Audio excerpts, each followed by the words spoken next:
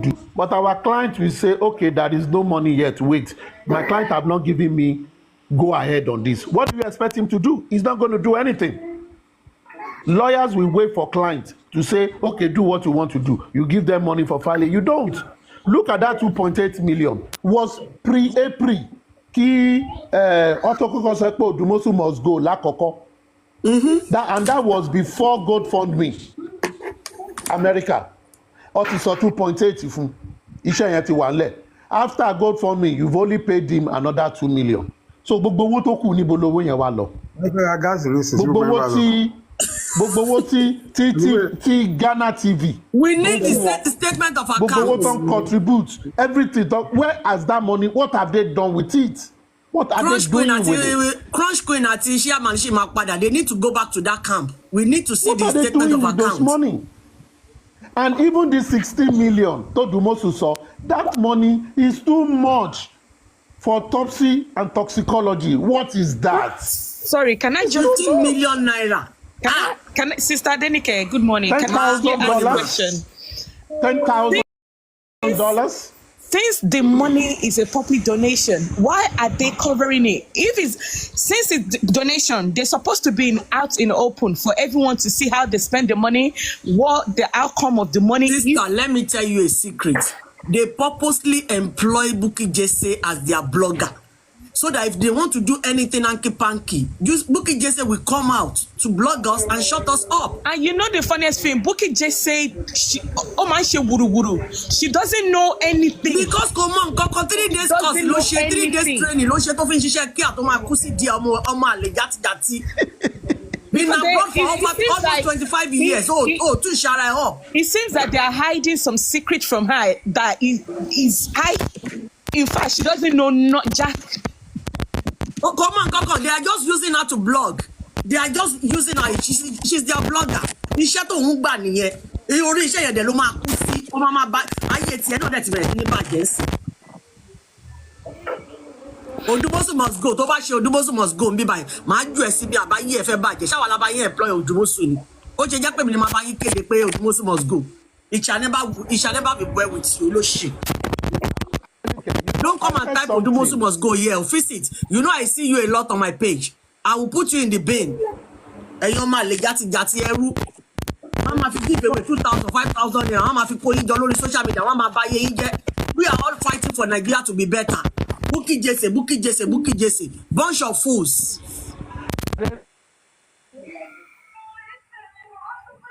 Ọlọ́run ló mọ iye tí mo ti fi ṣètọrẹ àánú lọ́dún yìí. Gbogbo 70% owó tí mo pa ní 2024 is just gift. Auntie please.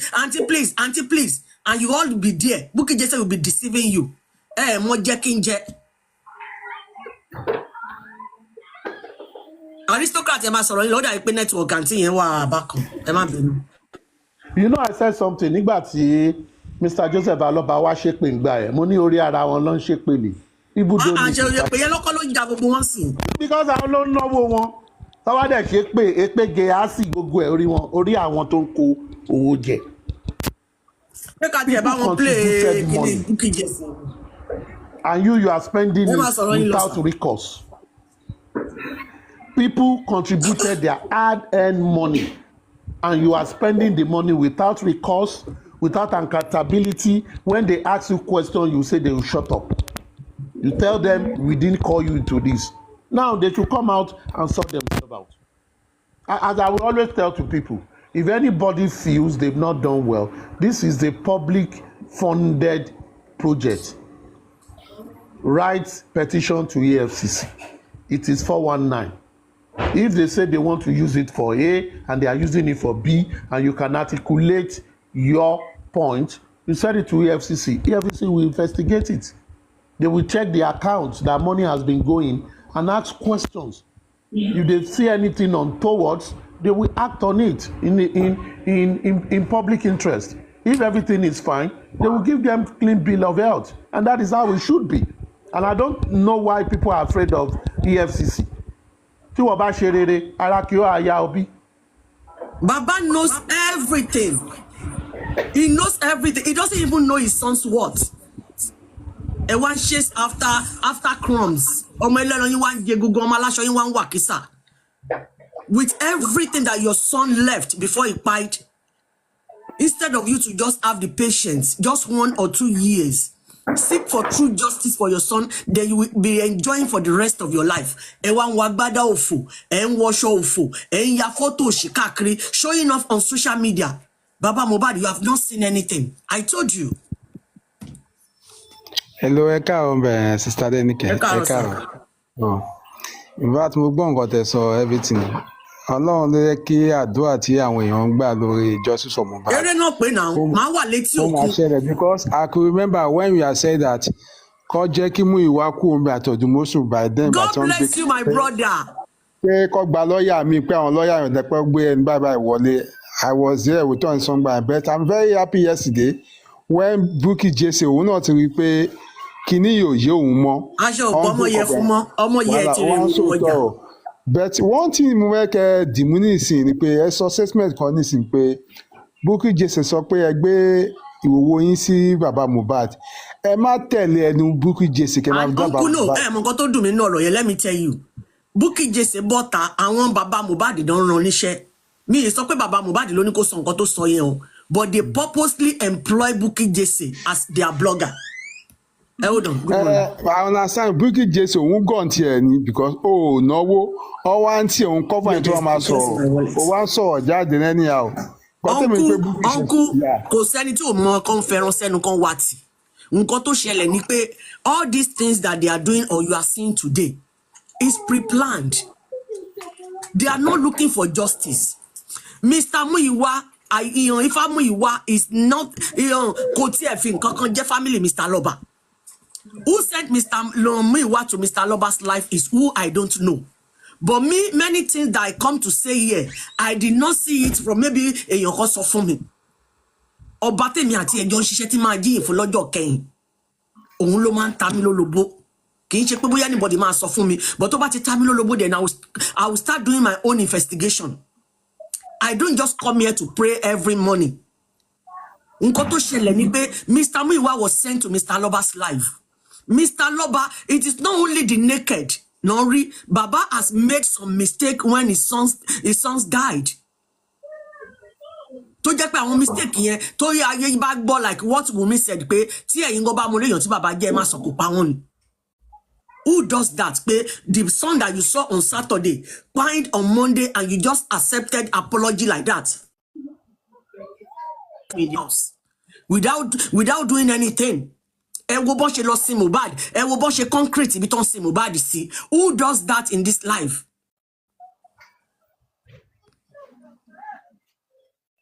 But Sister Adenike, gbogbo yẹn bàbá yẹn wà confused the miracles. Ẹ máa gbọ́ o, irọ́ ẹ gbàgbé ẹ̀ ń kú. Nǹkan tèmi wá ń sọ ń sìn ni pé ṣe rí Bukky Jesse tó ń ṣiṣẹ́ fún wọn. Wọ́n gbọ́n nǹkan tí Tẹ́ni Ọmọlógo sọ lánàá ni. Tẹ́ni Ọmọlógo was the one tó jẹ́ pé wọ́n fẹ́ fún níṣẹ́ yẹn pé kó máa blog àwọn èèyàn lórí social media. But she rejected it because ẹni ìmọ́lẹ̀ ni òun. But Bukky tó jẹ́ ọmọ òkùnkùn tó yẹ pé ó ń wá fẹ́ẹ̀mù tipátipá tẹ́ bá ti rí wọn labroad tó yẹ pé wọ́n plan ìgbésí ayé wọn plan ọjọ́ alẹ́. Abroad is not where you can just stick with one job. Even if you want to stick with one job in abroad, you have to be well educated, well read. Ẹ máa ṣe degree, ẹ máa ṣe masters, ìyẹn ló máa jẹ́ kí salary yín máa ga tó jẹ́ pé yín náà máa bẹ́gbẹ́ pé. Bukky Jesse is a kind of person that just did 3 days, certificate course. 3 days training, ló fi ń ṣiṣẹ́ kí àtò ń ṣe. So at all costs, they are looking for side hustle. They want to make money by fire, by force. So she sees that as an opportunity to make money. She started building her YouTube, building her Facebook, building her TikTok, building her Instagram page. You heard what Lagata said. Lagata was, Bukky Jesse called him to show him how to be retrieving that money from TikTok. If you don't need money, why to shame why to yẹ pé ma kọ any monetization bó ṣe máa yọ owó ẹ̀ kúrò lórí social media? And you came out, you will be defend people's character, you malign people, you castigate people, you abuse them, bring their own story to social media just because we're looking for justice. You have said it all. I was one of Bukky Jesse biggest fans. Honestly, mo ti bá àwọn ọ̀rẹ́ mi jà lórí ọ̀rọ̀ Bukky Jesse pé no, Bukky Jesse intention is good towards good, but they won't let me hold on. But mo wá ọ̀rẹ́ mi yẹn wá bring me back to Facebook. Thank you. to Facebook, all Bukky Jesse Facebook assistant on Facebook. Okay, we'll buy Bukky Jesse have starting, but no finishing.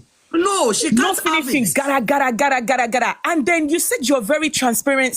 You are not. Because if you are, I want Anki Panky, don't go on underneath. You're supposed to be bringing out in the open. You will cover it because that person is still dancing to your tune.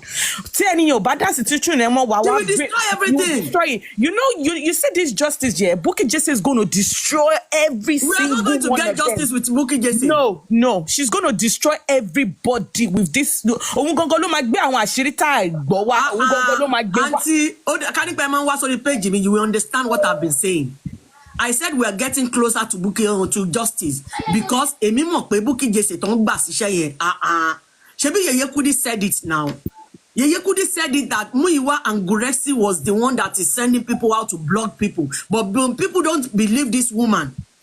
But me, I believe her 100%. Continue, Auntie Emma Binu. Hello, Ekaro. Ma. Auntie, go for lower. Emma Binu. Let that woman finish first. Go ahead. Okay. Èmi ò kì í ṣe èèyàn tó máa ń lọ sórí social media, but mo kàn máa ń dúró behind the scene, mo kàn máa ń wo nǹkan tó ń ṣẹlẹ̀ ni. Actually, I would say like this justice for Mohbad ló jẹ́ kí n máa jáde bá òyìn sọ̀rọ̀ lórí TikTok. Nǹkan tí mo rí pé mistake tá a ṣe ni pé from the initial stage nígbà tí issue Spendy ti ṣẹlẹ̀, tọ́sí ní pé kí Spendy wá make accountability kó wá ṣe account bó ṣe ṣe tí àwọn kan sọ wípé no tọ́wọ́n kan sọ pé yes, I think nǹkan tó bá wa débi báyìí nìyí because tí public fund bá wà lọ́wọ́ whoever whatsoever you are, tí public fund bá wà ní ọwọ́ ẹ̀ tí kò kí n ṣe owó ẹ̀, you hold the people that gave you that money accountability. Of course. You do owe them accountability. Even I had Lagata. They all knew what they are doing. Bastard the people. But Lagata said it in one video. He said they wanted to use his page for the fund. And he asked Muyiwa, if you know you can't do accountability, I can't do that thing on my Facebook because the public are going to come back for me. So they knew what they are doing. Yes. They all know. Nǹkan tó ṣẹlẹ̀ nìyẹn torí pé àti pa inú pọ̀ báwo lè wí nígbà tí Spendy yẹn. Then Yomi náà wá ó ní kí yẹn náà kó ṣe account bó ṣe náà ó di wàhálà so everybody ti wá feel pé àwọn lè ṣe bó ṣe wù wọ́n kò sẹ́ àwọn owó anybody ní accountability and it is a lie owó tí ò bá kí n ṣe títí ẹ tó bá ti jẹ́ public fund the owó everybody. Look at how many months Sisele fi ń pariwo and I supported Sele. I did a show for Arifa and Crown Westo. I still have the show with me. Everything I told all of them, this is coming to pass today. Nǹkan tó kọ̀ dùn èmi ni pé justice for Mohbad tó wá ṣe yàmà. Àǹtí kò ṣe yàmà. Ẹ máa mú wèrè lórí títì lórí ọ̀rọ̀ yìí. Ẹ kọ sílẹ̀, ẹni mi Adenike ni mo sọ bẹ́ẹ̀. Honestly. Ọ̀rọ̀ yìí is between God, Mohbad and us.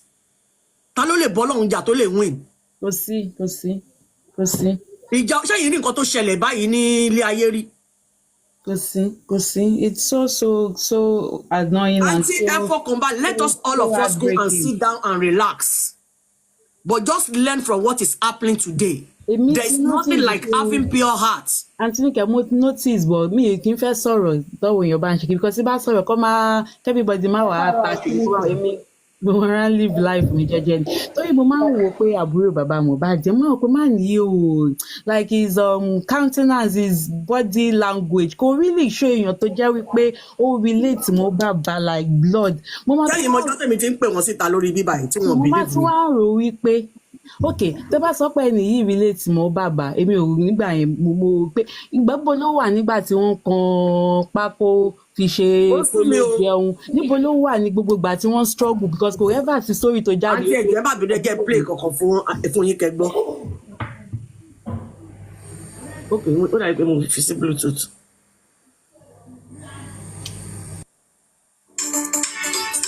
Mohbad.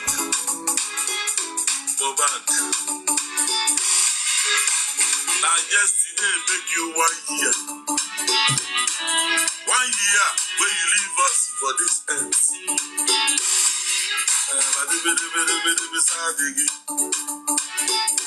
Mohbad. Message yìí lórí ni kẹ́ máa mú o. Message. Since that time, We can't Since rest. that time, We can't. yes, still they go. Since that time, everybody don't know so. Mohbad, rest in peace. Rest in peace. Kò tí lè rest in peace o. Mohbad. But the way the matter they go, never rest in peace. I am a tired again. Don't rest in peace, wait, never rest. My guy, never rest. My guy, people go follow you go. Wọ́n máa pọ̀. I am a tired again. I swear people go follow you go. I never Walai, it's not a joke. before for my life. Since whoever a man brought me for air, nobody stay 1 year for life. When the matter see they go on, when the death they cast, when the death they give problem, when the person death they give wahala. Mohbad, talk and true, you be light. The way the matter they go down now, people go follow you rest. I never hear say Ó sún mi, I don't know where Mr. Muyiwa was o. never rest. Your spirit still the waka. Your spirit still the big point. Your spirit still the keep wahala. My brother, take a 1-1. Anybody waiting for your death, I swear he will follow you go. Amen. Anybody wey put heart, I swear he go follow you go. No pity, no mercy for them. Mohbad, take them 1-1. I am a little sad again. Brabadi, baby, Sabraba, that's the way. Imole, Imole, Imole. People wey kill you go follow you go. Amen. No rest again, wait. I then go come to you. I then go come to you. Mm-hmm. I then go come to you. They are coming, including all the obstructors. God will bless you. Amen. I don't say you go rest when you want rest. But the way you be, don't give any one of them space. Whether not your family, whether not your friends, whether not your classmates, whether them be your boys, whether your neighbor for life, Mohbad, pick them 1-1. For a good 1 year, you never rest. I don't know, so. On your moon, I don't know, so. Everybody is on the run. There is fire on the mountain. I am a tired again. Mohbad, you get another thing you go do. What you go do for me? That one will suit me well. All your property, people will hold them. Anybody will hold your property. Never out, Alemmo. They flog them, flog all of them out. Teach all of them out. Take cover to flog them out. Anybody will hold what is very important. Will consign you whether the landed or the flying property. Anyhow, it may be. I beg, teach them out. Flog them outside. I have a little saga. Imole. Imole. Imole. We know they're very close. We don't know ourselves well. Imole.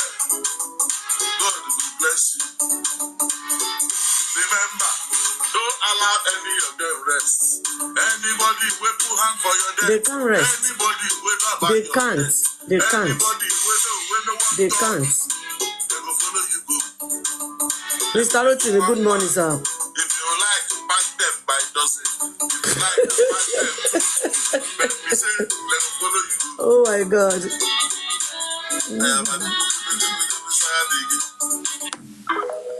Okay, o. Aristo, mo fẹ́ béèrè tádé signatory sí àkáǹtì àkáǹtì èwo mà? GoFundMe àkáǹtì naija àti whatever. Àǹtí yẹn funny. Ó dà gbọ́n ní Mr. Muyiwa àbí bàbá. Go le signatory now. Stop it. I think it's Mr. Muyiwa. Yeah, Muyiwa. He said it yesterday on Lattice platform. Well, yeah, so when you go out, is it for Nigeria account or? Yeah, I think Nigeria. Yeah, I think he said Nigeria. I don't know. You know, before now, there was a time around that April when people were saying access account and all that. Then he said, and he was asked, can Baba alone withdraw? And he said yes. You know, when Tony Pewon move over lati access Losi Wema, that who did it? You know, there was a controversy outside. So actually, for me, if we want to talk about money disbursement, there are two people who are answerable to that: Mr. Joseph Aloba and Mr. Muyiwa. Two of them. So they are the one to say the money you release, what did you release it for? The receipt, and it should be kept like that. Because bringing lawyers, everybody into it, those people are not responsible. They are receivers. They are not the dispersers. So I want to fish a gatekeeper that have the responsibility that the public contributed money for X and X things, and they are not using it for it, and they are not telling people what they are using it for, telling people to go to hell or to go and off transformer or jump into the lagoon when they ask questions. They are the one that people should focus on. And this is what I've been saying from beginning. And it will employee Muyiwa Nikema face. But when you okay, Baba lo employ Baba la yes, because we don't know anybody. It's Baba. Face it. But when you talk, people always give this man excuse. People make excuses. For educated. But they are beginning to realize it now. They are beginning to realize it. Yes. No ignorance of the law.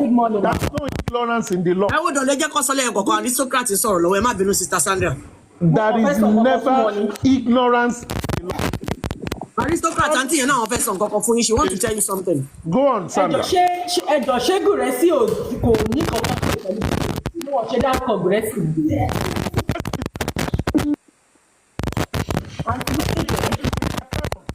Whose network is good? What are they aristocrats?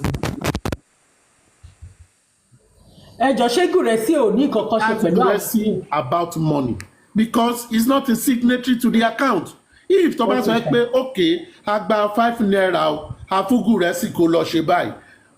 Owó kí lẹ fugu resi. Ipe kí gu resi lọ fe aguguru. Okay, guguru yẹn ta ló fẹ́ lò. Ani kó fa ọmọ kékeré.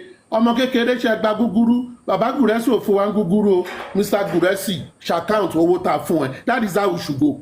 But when you want to find things out, you follow the number, follow the money.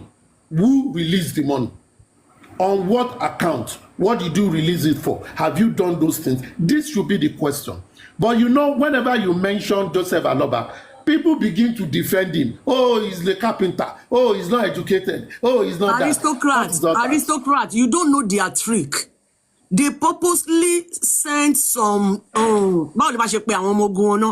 send them out to be defending Baba. They are minions. Yes, they are lots in this movement. Some of them are getting peanuts. They are getting paid in Nigeria. You will see them attacking people on the comment section everywhere. And see, but Kokoto mo tell me want to damn me lójú. Me inside the Bukky JC, but the Bukky ba mo bí gbogbo kini ṣe ń lọ. Mo lè fi 100% of me gbari gbogbo ẹ ló máa wá tú síta. Auntie, we are getting closer to that now. That is what Bukky is trying to do now. He's trying to expose everything now. But she doesn't know. She doesn't know a lot. No, but the to the best of our knowledge. No. Rock metal. Don't shoot anybody in this matter. Anybody má sọ 100 fún ẹnì kankan. Mo ti ní Adenike ní ọjọ́ tí mo kọ́kọ́ wá sórí platform yìí lẹ ti sọ̀rọ̀ yìí. Mi ò gbàgbọ́. But later mo bẹ̀rẹ̀ sí ní gbàgbọ́. Kí anybody má pledge 100 fún anybody. Bí pé Bukky ò mọ nǹkan kan yẹn, ẹ ṣì wà nínú de Bukky ni o. So no ẹ má ṣe àǹtí yẹn gbọ́ o ẹ má ṣe àǹtí yẹn gbọ́. àǹtí yẹn ní kọ́kọ́ number one thing tí mo fẹ́ kẹ́ everybody mọ̀ ni pé Bukky ń ṣoògùn. ṣoògùn ò ti wá sùn pọ́ǹsì. ó ti sùn kó ẹ jẹ́ kí n máa ṣàlàyé lọ ṣe rí gbogbo followers ẹ̀ yẹn ò ń ṣe lásán ó fi oògùn mọ́. Wọ́n ṣe ń ṣẹlẹ̀ ṣé Bukky Jesse tó kọ́rúkọ èèyàn 22 tó fẹ́ pa wọ́n lórí Facebook ní òwá ní show. Yes. So now Aunty Adenike ẹ jẹ́ kí n tún wá sọ nǹkan kan fún yín gẹ́gẹ́ bó ṣe sọ kó ọmọ ogun jọ yẹn ó kó jọ bẹ́ẹ̀ pé kó máa sọ pé Bukky ò mọ anything pẹ̀ yẹn ṣé at this stage ó sì yẹ ká ṣì máa sọ wípé Bukky ò mọ nǹkan pẹ̀. Sister Sandra, hold on, ẹ jẹ́ kí gbogbo wa máa farabalẹ̀. We are not saying Bukky doesn't know anything. Nǹkan tó fẹ́ kó mọ̀ ló mọ̀. Bukky was just there for their fracas. Àwọn ìjìnlẹ̀ secret kan tó jẹ́ pé ó máa ìgbà tí Bukky Jesse bá bẹ̀rẹ̀ sí ní tú àṣírí nǹkan tó mọ̀ lábàá máa bẹ̀rẹ̀ sí ní máa jí ẹ̀ mọ́ra wọn. She doesn't know everything, but because she just want to be number one. Ìyẹn lòun ṣe ń bọ́ síta tóun jẹ́ bí blogger àwọn tó ń bá wọn blog àwọn èèyàn. Iṣẹ́ tiẹ̀ nìyẹn to destroy people's life, and our own life is going to destroy to the extent of no remedy. Bó ṣe máa rí nìyẹn. Now, sorry, Uncle Ejo, sorry, let me make one last point. Kò ní pé mo béèrè pé ṣé Gúrẹ́sì ò ṣe anything. Aunty Adenike, ẹ máa gbàdúrà yín o. Àdúrà yín gbà o. Now, condition tí Gúrẹ́sì wà yẹn kò ń ṣe nípa títí ẹ o. Wọ́n ṣe nǹkan kan.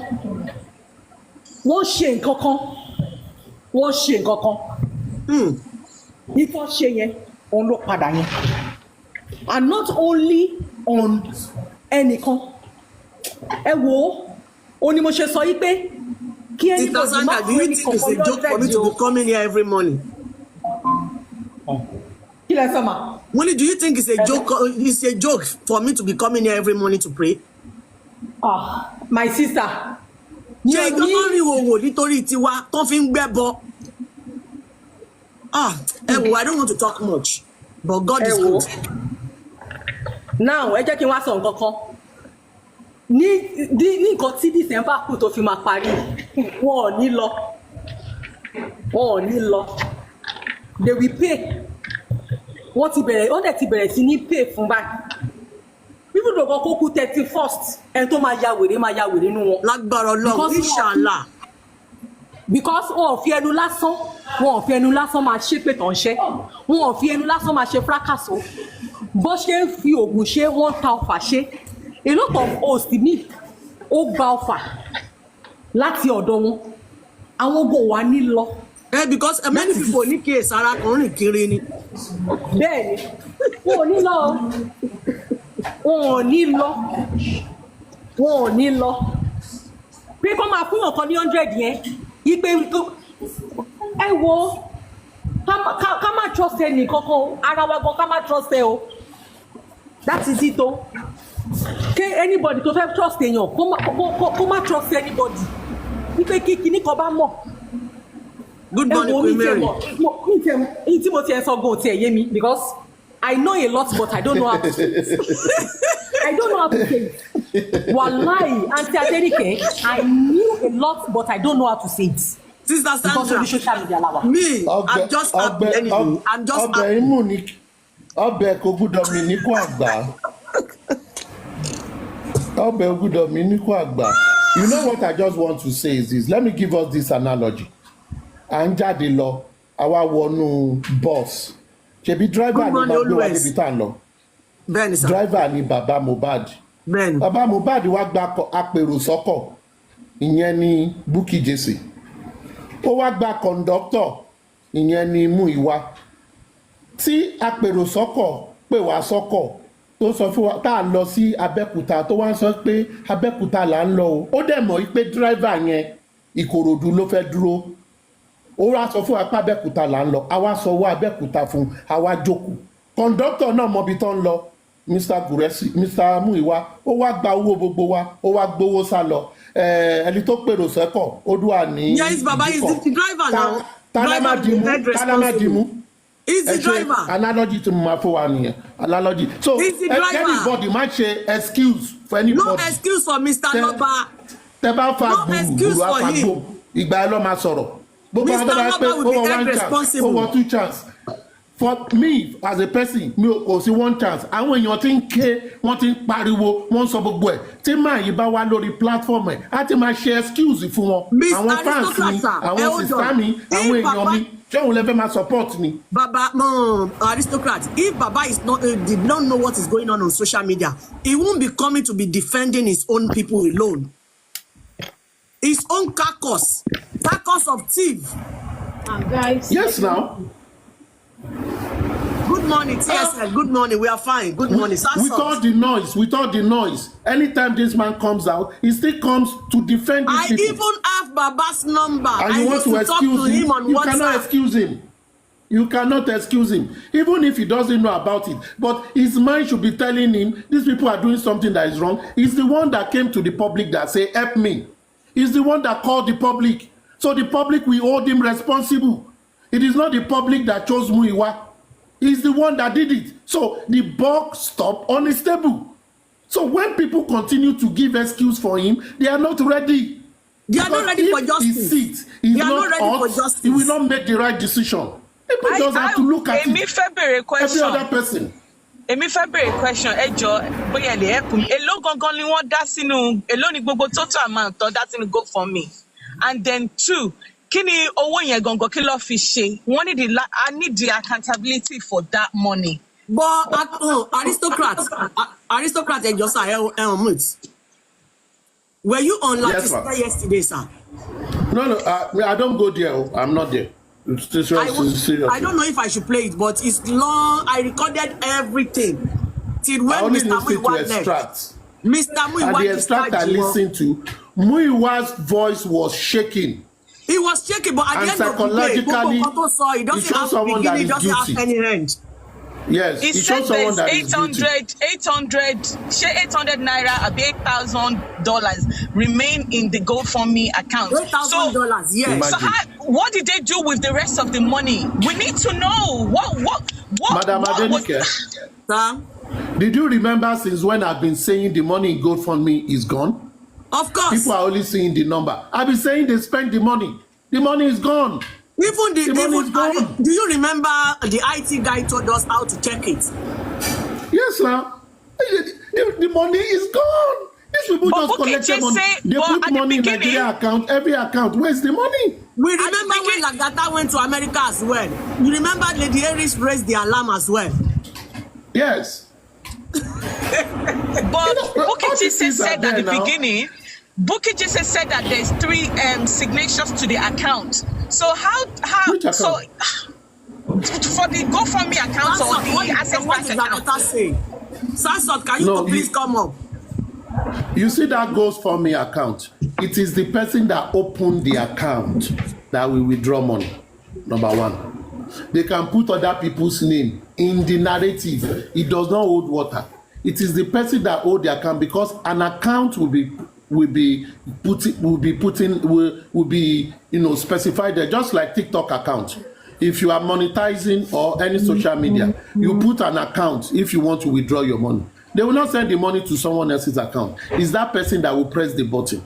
Someone account was given. Whose account? I'm very sure is that of Muyiwa. So putting either 20 names in the narrative of what they want to do is inconsequential to where the money is going. And when the money is withdrawn, they will not show it at the front end. The front end only shows when the money is withdrawn. They will not show it at the front end. Can you mute, please? The front end only shows what is contributed. Yeah. What is withdrawn, you can never see it except the person that has access to it. So if GoFundMe is meant to tell people, oh, on this project, you want to achieve 100,000, you are on 30,000. And it will be showing that 30,000 people for them. Once they achieve that, if you don't change it, they will stop it or you can cancel it. But the money is always withdrawn at the back. The question is this. Since they've gotten money in GoFundMe, but aristocrat, don't forget. Before you continue, sir, is it possible for them to be withdrawing the money gradually, not at once? Yes, now they can withdraw over money. It's just that for every withdrawal, the system will deduct their own money. That is a fee you will pay to do. That is it. So if you see 30 million, They will not collect 30 million in full. They will deduct some money. But whichever way, But the if you second want to question, see sir, the statements, second question, sir, is it possible to start withdrawing from the GoFundMe without reaching the target? yes, it's possible. Now your money is there. It's possible. So who's But coming if out? you want Who's to coming see- out to clear the air on how the money was spent? Because there's they should ask questions needs to be Muyiwa. asked. Muyiwa is in the best position to do this, but Okay, the way if you It's the Mr. Muyiwa that opened the account. Is the one that Okay, will if withdraw. Mr. Muyiwa opened the account and he has access to that money, how come he was so eager to leave when they was questioning him yesterday? He couldn't answer anything. because there is nothing for him to answer now. No, this They is made a people's fool of the hands. man now. This is people's hands money. This is people's sweat. But when we were saying it from the beginning, are you guys listening? The man cannot provide information Because the lawyer came on. The lawyer also came on yesterday, and then he said it was 15 million for 16. the autopsy and all that stuff. So where is the remaining 15 million? See, the money people should be looking at is this. But You know that is an access account in Nigeria. aristocrats, don't forget Brekete promised the autopsy money. So why did they use their own money again? It was confirmed yesterday. They gave them money. One, you know there is an access account that they were raising money for. Yeah. That someone said they raised money. There is money there. The GoFundMe is in dollar. There is money there. Q Radio, Q TV, Yeah, the Ghana Radio whatever, gave over a million, was giving over them 5 money. million. Was giving them money. There are other people that are giving money. The question is this, just like what Sele used to say, accountability. If you want to get accountability without even involving them, report to the authority that will get those details of those accounts. They will bring it out and they will look at what entered and how it went out, and they will question each of it. That is the best way, because these people will not tell you. They will not tell you. They've been living Davido local on people's money because they have a Dawoku nation. That when you say A, they are contributing. And many people are not really feeling it because they will say, oh, let me send $100, let me send $50. Even Tomorrow they will come back $10, again. $5, Let me send before you know it, $50. the Let money me is send this. there. Let me tell. I remember when they were collecting the money for access in Nigeria, some people were sending 5,000, 1,000. The little they can, and it is coming together. Yet they don't think they should be accountable for it. And yet, for over 14 months, you've not made an headway. Yet, you paid Sanshitu money, and we are not seeing what he has done. Yet, what people were telling you that you told them you were raising money for, you did not do it. They said they want to do PI, they want to do that. You didn't do them. The lawyer said yesterday about forensic, they jettison it. They will tell them, let's do this. They will stop it. So what are they actually doing? So if they are running away from EFCC, it means they have something to hide. EFCC is not someone that will arrest you and kill you. If they check your account and you are free, they allow you to go. If you are not free, they babu you. People should understand this principle. It's not that you are wish hunting people. The first thing is, if you want to come to the public for help, put at the back of your mind, public can ask questions, and you must satisfy their question. If you don't, they can make your life a living hell. And that is what is going to happen. Are you saying now that the family are not looking for any justice or anything? It's just all about money. It is obvious. Wunmi said it. Mohbad said it. Let me also answer you with this adage. They said, now where we did work, we did chop. Person where they work for altar, two, go they drink wine and only communion bread. You know, if you say me, no chopper. So that is the case of these people. As they are saying we want to do justice, those around it, the ones I call Egbe Afenifere, that they always say legal thing. They choose what to do. Let me tell you one thing, where people were never looking at. You remember when the lawyers were very fast to send out a rejoinder that Baba did not abuse Falana. They quickly went. But people who have been saying, sue this person, sue that person, send the petition. They did not do those ones. This is where people should know their main priorities. Baba Mohbad has what is their priority? The day his sons died, he was not there. He was the one. He was not the one that fired his son, but he has compromised the very first day. Things that will help the case, they don't focus on it. They don't focus on things that will help the case. It is things that they will spend huge amounts at once. Now, in that they look at. This is what people should say. You know, since when we've been shouting for private autopsy? Since last year. Why is it that they were waiting for Brekete, until that body is well decomposed? That is when they now say they want to do. They do things late. And it will cost more money, and they can have it to share. As far as I'm concerned, all of them know how that they share up. They know how that they share up. But on this matter, people should be calling the head of the table. Who came out to say public help me? Who nominates who? Are you still cracked? Sorry, remember that the lawyer said yesterday that the autopsy, whenever they find someone that will do it, by the time they conclude, they will disappoint them that they said they are not interested anymore. And I think for that one. But why did they come to lie to us that they have done it? No, try to get what I say. Okay. It was after the inquest told them to do autopsy that they focus. Let me tell you, by law, they don't need anybody to tell them they want to do autopsy. If your body dies, what you need to do is to approach the right authority. And even if you want court order, you get expatriate and do it. You don't need to go to the inquest. You see, you remember how we've been shouting since last year, do private autopsy. When we believe government has not gone. What stopped them from following those routes there? Odumosun came out in April and said they have put all this thing forward, but they said no money, stop it first. And they were facing DNA. The truth is this. You want to get justice for Mohbad. Why be saying that DNA that they shout? DNA has to do with property. So they focus more on property and left the one and will be blaming police, blaming government all the time. Aristocrats, Pierce offered a free pathologist. Yes. Adenike, I came on my life one day and I said it. That I knew someone gave them a free pathologist. The guy is a professor in Calabar. They did not take it. It was free. They don't want. They want the one they will say they have spent money. The one they will raise money and collect the money and chop the money. What are we talking about now? For me, people, I will only say what I will say. But whatever that is happening has been said since last year. Because even if I don't have information, by virtue of analysis and looking at what is happening, you will ask yourself. Of course. If someone come out, look at Ada Foundation, came out and say, take a lawyer, don't pay, just use the lawyer. I want to go to Abuja. I said I need a driver. Someone say, use this driver.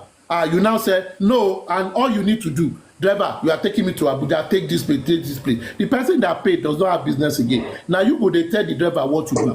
But you now told the person that, give me the money you are paying the driver, I will get my own driver. It means you do not need a driver.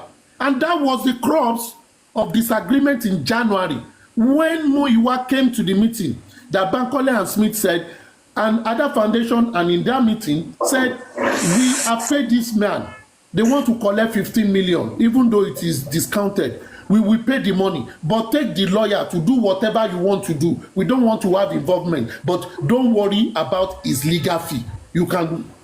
They said no. They said no. They want Odumosun by force, by fire, and they went with this Odumosun. When they are the same one that came out and said we don't want Odumosun. They went to bring Shitu. What has Shitu done so far? Sir, even Bukky herself said, came up, I think last year. I mean, yeah, no, LED said that somebody was going to help them to finance the autopsy or anything like that. And then they said that they contact Baba refused. So, and the Bukky that was the time Bukky dragged Baba. Inside now. They no go Hold on, chop that was the inside time. now. If Hold they on, no go hold on, chop, hold on, hold on, hold on. That was the time. That was the time Bukky dragged Baba, and then what has changed? That's why I want to know that what has changed, because as Baba get dragged now, Bukky also needs to be dragged, because Bukky is a lot of people trust Bukky, and Bukky has a lot of followers. So that means she's lying to her follower. They bought Bukky. They rented Bukky to be vlogging people. That is our own job in this justice. Because you coming out and telling us, and putting your hands on your chest that you know this, you are aware of this and that. Mamuma, let me tell you something. Yes, sir. I mean, don't mind me. I like to give an analogy. You employ a gate man, a driver. You employ a gardener. You employ the cook, and you are paying them. What do you expect from them? To do whatever you ask them to do in their office, yes or no? Just like what Adenike have said. Yes, sir. Bukky is employed to be the blogger. It is what they tell her to do that she will do. Go and drag these people, organize. They organize. Look at Comfy, that blockhead woman. Mm-hmm. What she does not do analysis. It is if aristocrat comes out and talk, she will take what aristocrat have said and go and be analyzing it. If you come out and talk, she doesn't agree, she will be analyzing it. She doesn't do her own analysis. Mm-hmm. She does not critical think. She doesn't do critical thinking. And if she doesn't do that, she abuses people. Now you begin to look at these people. Now check their followers. Explanation. You will see that their followers she said it's not clear to her. Every time she's not clear. It will never be clear because her head, no, they see surge. Now when you they shake for people, she they see so, or when she hears someone and analyze it. Tọ́ba ṣe ń dragi irú bàbá ó jẹ́ kí wọ́n máa dragi àwọn Bukky náà lórí because ẹ ti kúrò fáwọn èèyàn. Èmi o like èmi, I will put Baba in the middle, Iyarish Grace on the left, and Bukky Jesse on the right. Now those three people be na me. Focus because I know what I'm talking about. You know what people should be doing? You know what should be doing? People should be doing. You pick out the names of these people, Baba and his team, put them out and be asking them questions. I know say make a drag, ask them questions. Yeah, we're just asking. They are the one to answer. Yeah. They are the one to answer the question. If they don't answer, then you decide what you want to decide with them. Do you? Because the success of this matter are not lies on them. One time I was thinking to myself that since everyone has a big platform, why can you not bring Iya Mohbad and Baba Mohbad and ask them questions? What went down? Because Auntie Mamuma, go on my page. I did this short video last week for Baba and Iya Mohbad. I asked Baba and Iya Mohbad to go on Arise TV. I said single-handedly I will pay. Even if they are going to spend all day there, I will pay. I don't want to care how much it's going to cost. Nobody should be contributing any money unless the both family come up. Mamuna, everyone, good morning. Mama Adenike, that's your suggestion of them going to Arise. You don't say no go work, ba. It can never work because these people where God done the disgrace so are the same people that are saying over their dead body to see that man with that woman together again. Just because of this same mission where they get for hand. Baba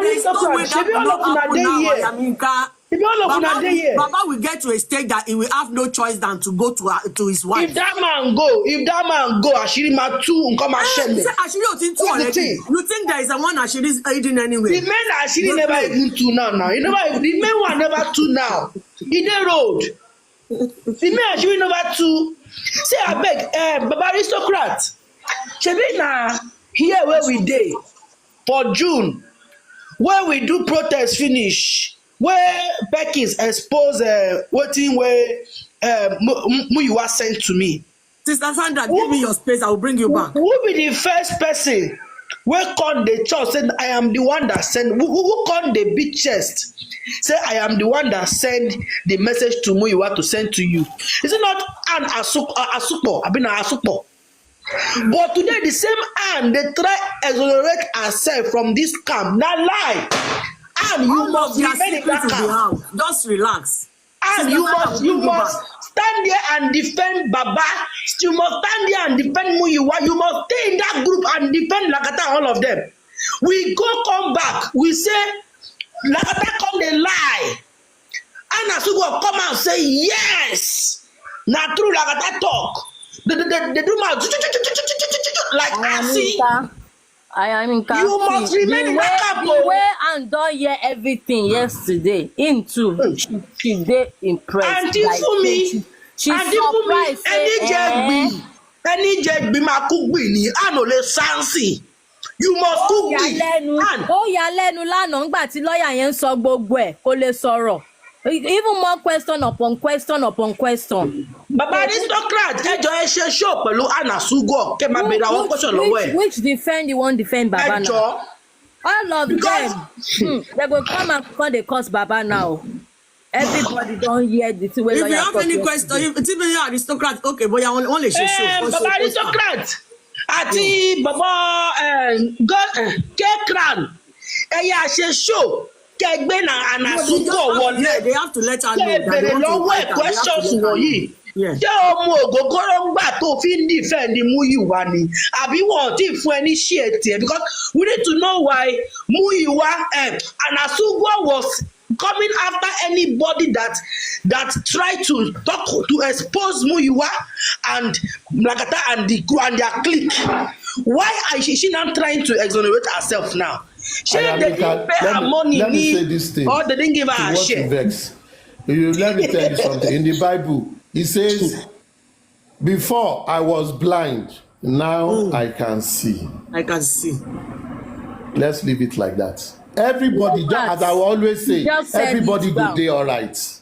Everybody good day all right. Now you are saying this. Now before I was blind, now I can see. You know something in this life.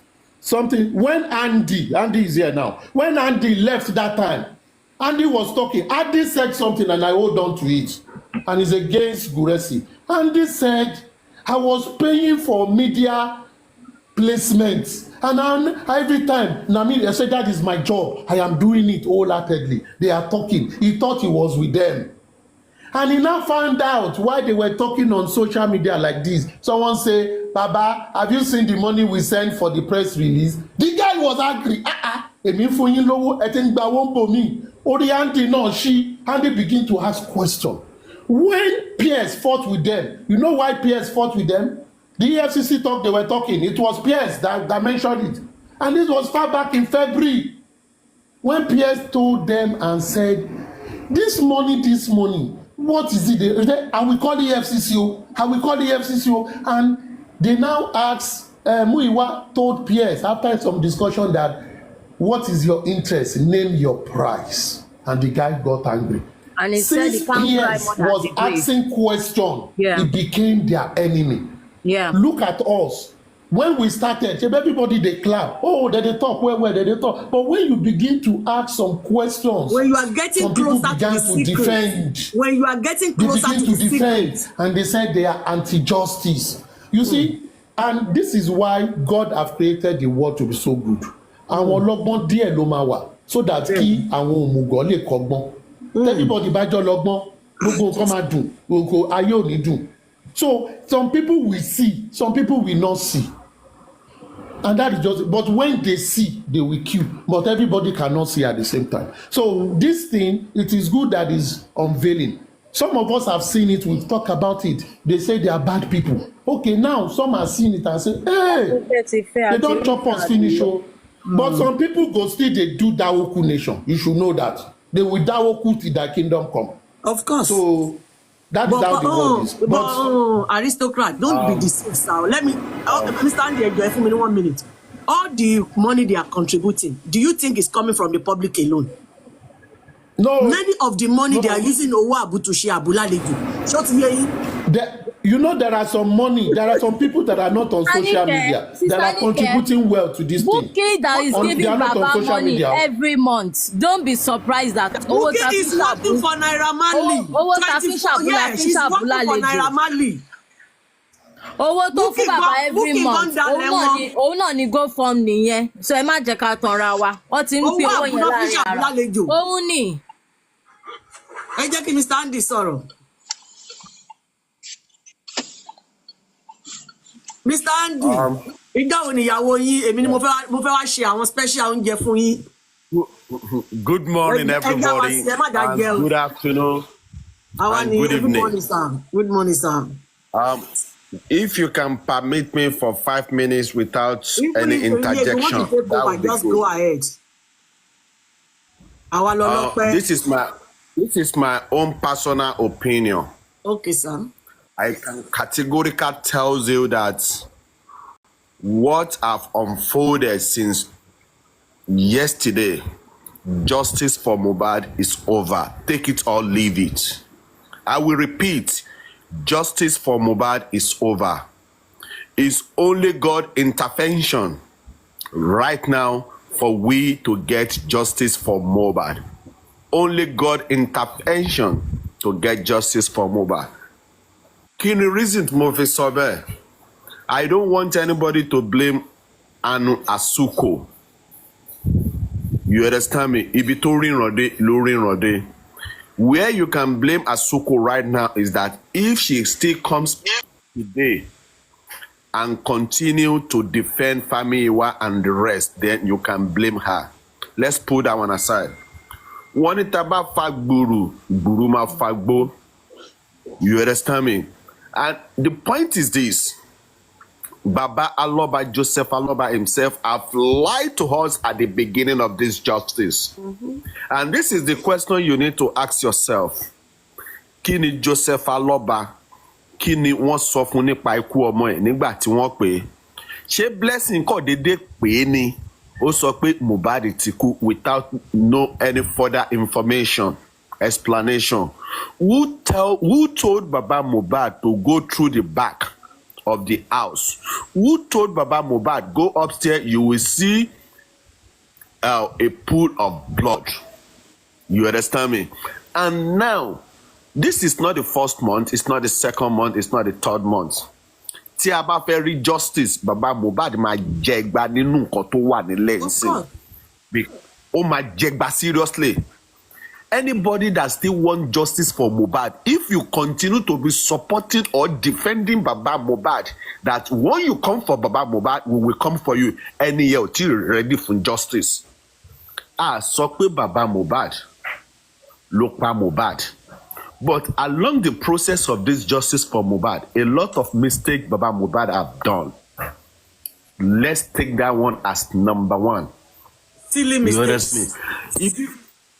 Ibi báyìí la wà, orí Black App yìí la wà, tí àwọn blogger tí wọ́n blog àwọn èèyàn left and right, tí Baba Mohbad dẹ̀ jókòó, tí ò jáde, tí ò sọ fún wọn pé òun ò ṣe justice ọmọ òun báyìí. What does that tell you? That tells you that he's fully in support. I said it, remaining 12 hours. If Baba Mohbad does not come out after 12 hours, just forget. Because every one of them will be exposed. You see Abuja trip as well. I paid for Abuja trip. I paid heavily. At least when I calculate everything that I have spent in this justice for Mohbad, it's over 5 million. It's over 5 million. Mohbad is not my family. Abi? I was paying that Mohbad need to get justice. But kí ni wọ́n fi irú wa pé anti-justice, Adenike, anti-justice, aristocrats, anti-justice, Amiyinka, anti-justice, Paparano, anti-justice, everybody. A lot, Susi, anti-justice. This is where you need to look. Started well. Well, anti-justice. Every one of them, Jokem, anti-justice. Why? Only because because tó bá yẹ pé wọ́n ti gbẹ́nu wọn sọ nǹkan fi everybody lẹ̀ kọ́ máa blog àwọn èèyàn tó ń sọ̀rọ̀ bàbá a máa ti sílẹ̀ lérí. No. You see, everybody have made a mistake in this justice for Mohbad. That is why I said nobody should blame Asuko. You understand me? And you see, this justice now, a lot of evidence have been buried.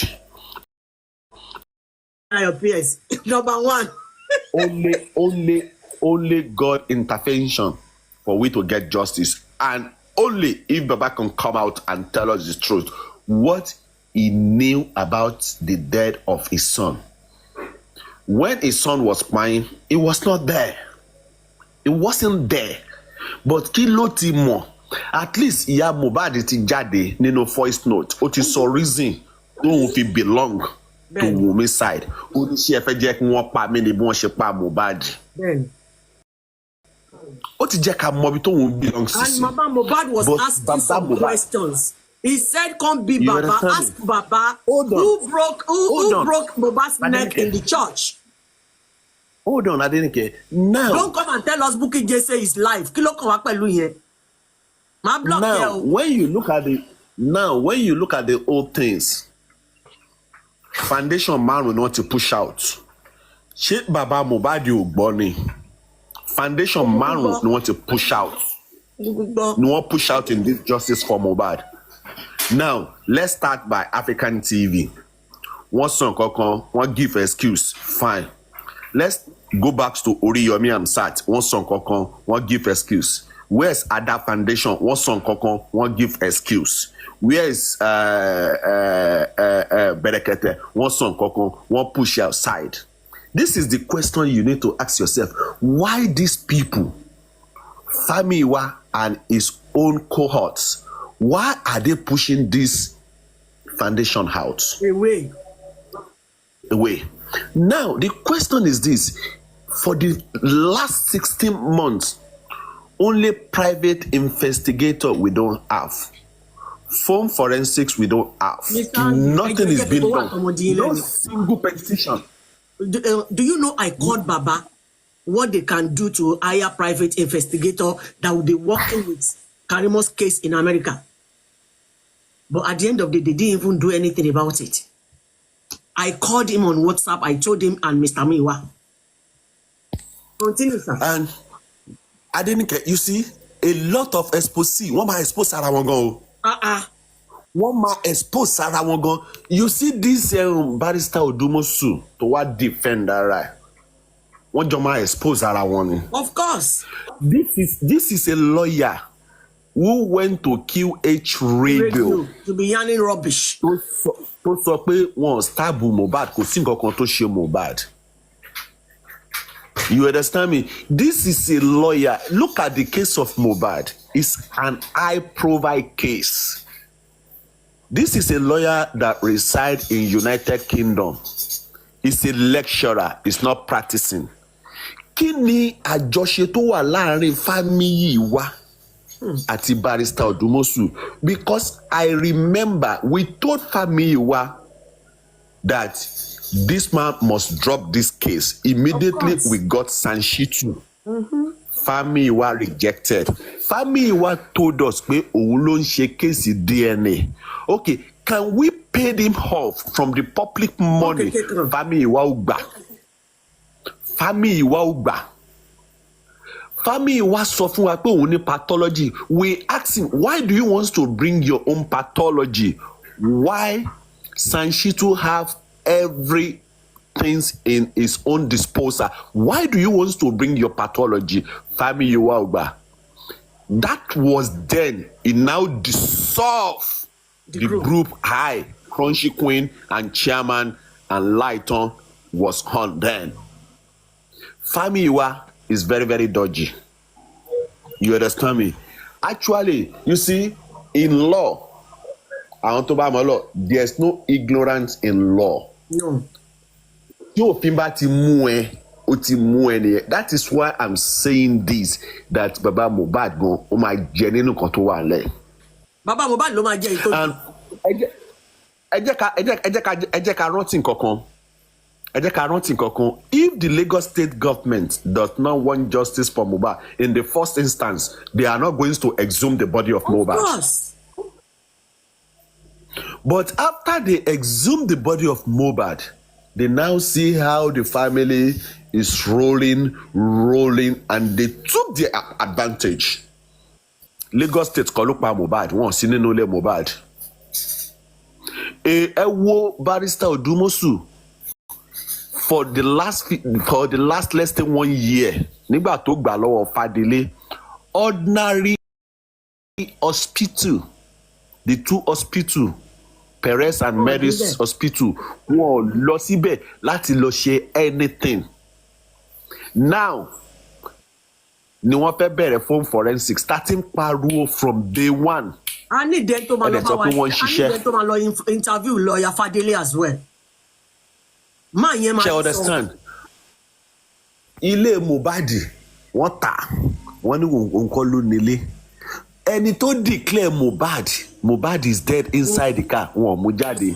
Ordinary nurse tó sọ pé òun ló gún Mohbad àárín ní corona inquest, and you are now telling me the legal team is working. They are not doing anything. Baba knows everything. He knew everything from the beginning. You understand me? Baba will now come on Sunday on a live show with white handkerchief. You understand me? With white handkerchief. And you are telling me that he's looking for justice. What kind of justice is he looking for? I don't know.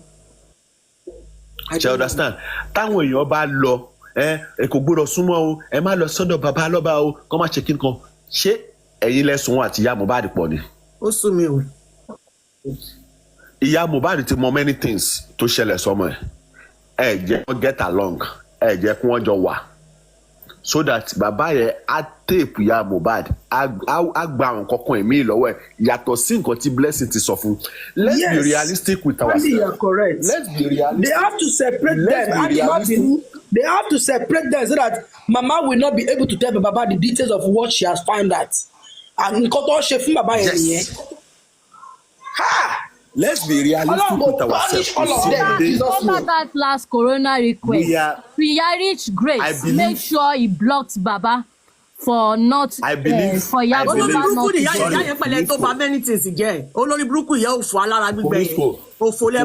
Let's be realistic with ourselves. Let's be realistic with ourselves. This is over a year injustice for Mohbad, and Mohbad is crying. Can someone tells me that Baba Omo kò tí mọ nǹkan tó ṣẹlẹ̀ somewhere after 16 months? Is that possible? Can we desist from saying that? Can we stop saying that? Can we just stop saying that?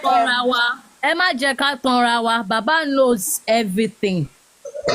He just decided to keep it to himself. So yeah, but can we just stop saying that people stopping Baba? Baba is not a baby. Baba know exactly what he's doing. No, let me tell you something. Owó tí Baba ń rí gbà, òun ni Baba fi ń respect àti obey àwọn nǹkan tó bá sọ sí wọn lẹ́nu tó fi ń sọ síta. So don't let us say Baba is not a baby. Yes, he's an old man and he's right. But he knows because of owó tí wọ́n gbà. Old man. What old man are you talking about? He's a thief, a lazy man and a thief. Gbogbo ẹnu mo ti sọ. Owó tí wọ́n gbà ni wọ́n lè fi sọ̀rọ̀ síta. Imagine tí Bukky bá fún wọn lówó, ṣé wọ́n lè question Bukky pé kí ló dé tó ṣe sọ báyìí? Why? He will not. He will not. Sísá ẹ̀wọ̀ ẹ̀wọ̀ bàbá mọ nǹkan tó ń ṣẹlẹ̀. Andy, ṣé wọ́n dín ọjọ́ tí Bukky fi post ọkọ mi yẹn? Ọjọ́ yẹn lọ́sàn-án tí wọ́n kọ́kọ́ wọlé fún mi pé Bukky has posted your husband. Can you talk to Baba? People were just chatting me. I said, okay, fine. I called Baba Loba. Baba Loba is a wicked man. I swear with my life. He's a wicked man. Olórí burúkú ni Baba yẹn. Very wicked man. I called him Baba. Ṣé o ti wá tó lẹ́nu bẹ̀rẹ̀ pé máa wòran Bukky a máa post fọ́tò mi a máa pè mí láṣànà. Ó dẹ̀ post ọkọ mi bàbá. Ẹni kí Bukky ó drop picture ọkọ mi lórí page ẹ̀. Àlọ́ olórí burúkú ni Mr. Joseph Aloba gbogbo ẹni mo fi sọ Baba òkú lẹ́ máa ṣe. Why do my ṣe báyìí náà? Jẹ́ pé bọ́dà mi tó wà l'Amẹ́ríkà. Stop calling him Baba. Stop calling him Baba. It's Joseph Aloba, Mr. Joseph Aloba. He did not deserve any Baba. He's a nuisance. Ó ti fàgbà wọn wọ́wọ́. He's a nuisance. Mr. Joseph Aloba. Wo báwo ni màá ṣe báyìí? Mo ti sọ fún woman yìí náà. Kó má drag yín mọ́. Ìyá mi má bínú. I was like, what? Bàbá kí má bínú. Adenike ní kó pọ́tò yẹn sílẹ̀. Ẹni kí má bínú. Ó ní okay ma. Wọ́n máa mú wálẹ̀ ń sìn. Ọlọ́dọ̀ láì. Bukky ègbè fún pọ́tò yẹn wálẹ̀. Let me tell you my own story. Bàbá kọ́ anybody. Good morning from Ghana. Hey, this morning is good morning, sir. Baba is wicked. We have been saying it from the one. He's a full-blown axeman. He knows what he's doing. We have been saying it from day one that whatever Baba is doing, he's behaving like he has the justice in his pocket and he's still looking for that same justice with us on the floor. Like you went to a party with a friend or a beach with a friend who has the key of the car in his pocket and told all of you that the key is missing. Are you all will be looking for the key? In the sand. That is the same thing Baba is doing. Me, I said this from day one on Papa. Yeah. I've heard you many times.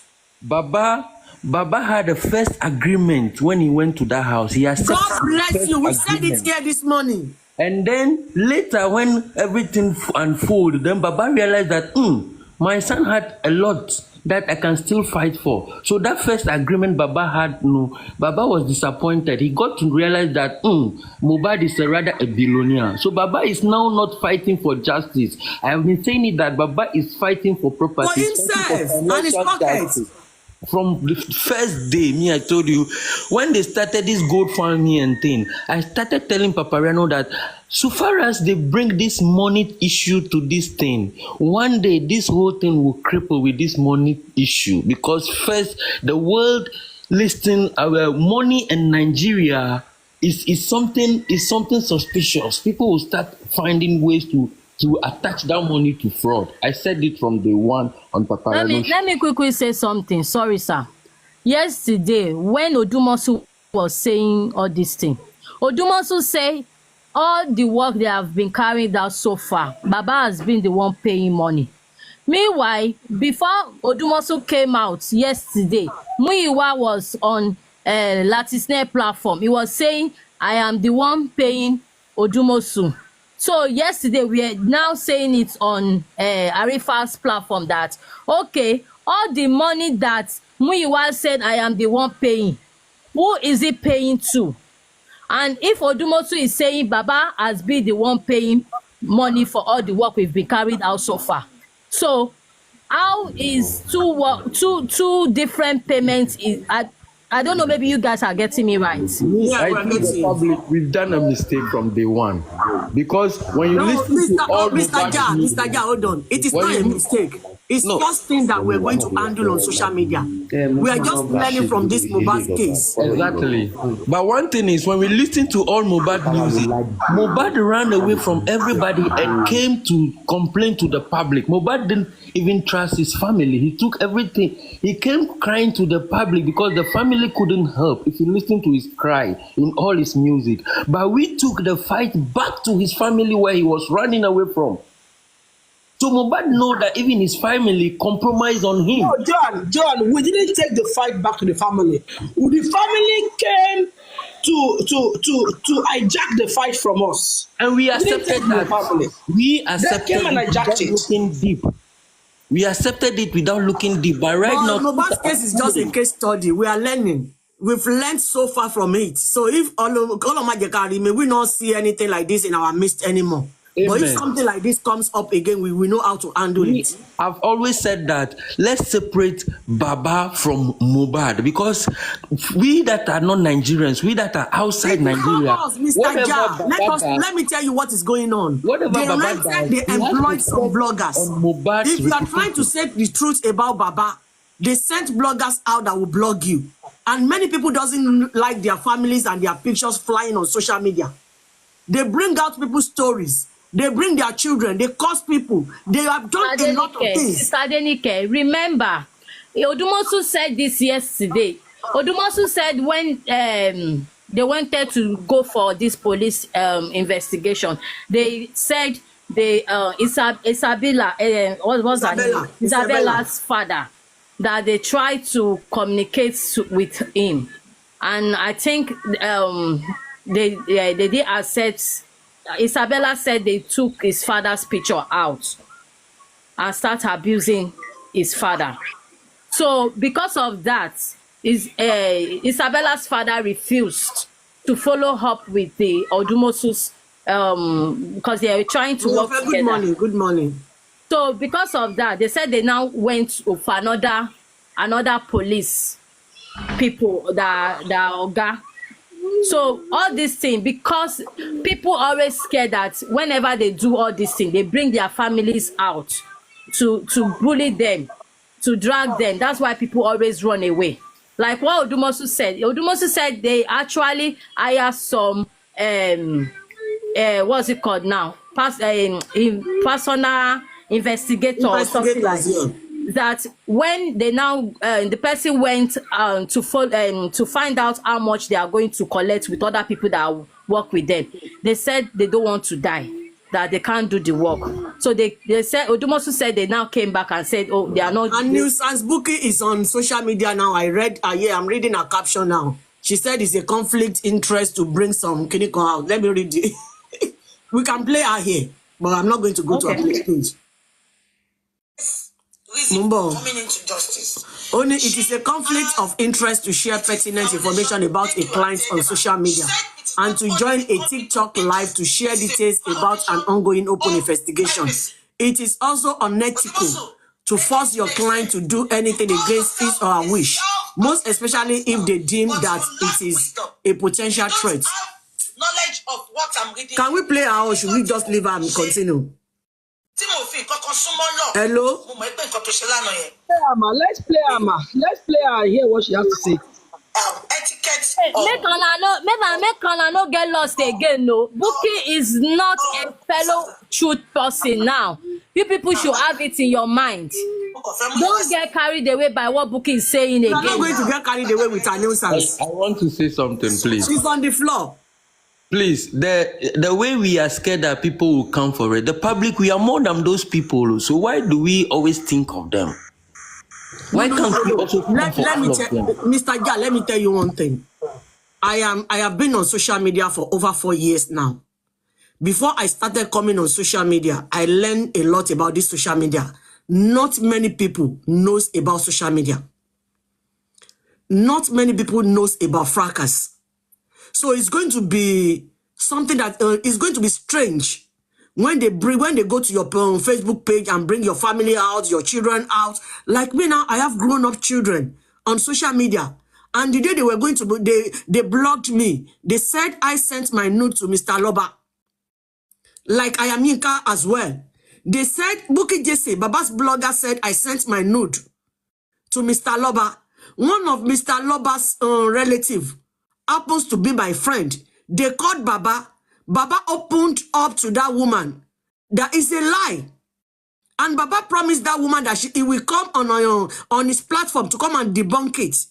When Baba came on that Sunday, he was saying another rubbish things entirely. Not everybody likes to be blocked. They can't just bring your children on social media and be cursing them and you are telling me now that you'll be cool with it. It is not good.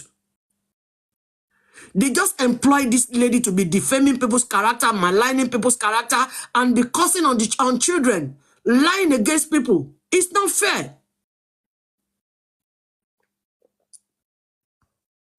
It's not fair. BJ did not eat any money so far, but she wants to be #1 to use Mohbad's case to build her life. That is why she stood in the gap of blogging people, which is not fair. You see, Brainy, continue. Me, the only way I think we can get justice is let's leave Wumi, let's leave everybody. Let's sue Baba. We are getting there. Let's sue Baba. Baba is the problem. Baba knows everything. Baba is the one stopping justice. Let the public all sue Baba. Let's put the fire all on Baba now. All the light is on Baba now. Baba would come out. Forget everybody. Because when the head is spoiled, the whole fish is spoiled. What came to my mind now is what I think I can do, which I'm going to raise when Papariano comes live. I don't know when it's going to come. Maybe we contribute money and maybe we should choose 1 or 2 people, maybe like K Crown. They should go to Arise TV, BBC, and just go and announce there that we need Mr. Loba to come and give us accountability of what happened to his son. What do you think about that? Because we need to start exposing the family. That is perfect. Starting from Baba, because when the head is spoiled, a very wise thing. Yes, we don't need anything. There's no amount whenever you want to do it, I will be part of it. Yes, we need some representatives. If it's only K Crown and maybe Comrade Mose, 2 of them should start going to all those media houses for us. And we need to start asking Mr. Loba to come and give us accountability of what happened to his son. Mr. Loba, I told you, you think it's a joke. Your son left a huge amount of inheritance for you. Just give this guy justice. But because of the mistake you have made in the first place, you compromised immediately after the death of your son. And you believe you can cover up forever. Greedy, not compromise. Greed, yo, Jeko. I am Yinka, we are ready to sponsor you back to Brekete. Baba ti gba bode. Papariano, ko jẹ́ ká kọ letter. We need a letter, you know. We need a petition to ask Brekete as well. What happened? Why did he refuse to continue with this justice? That's okay, true. it doesn't work.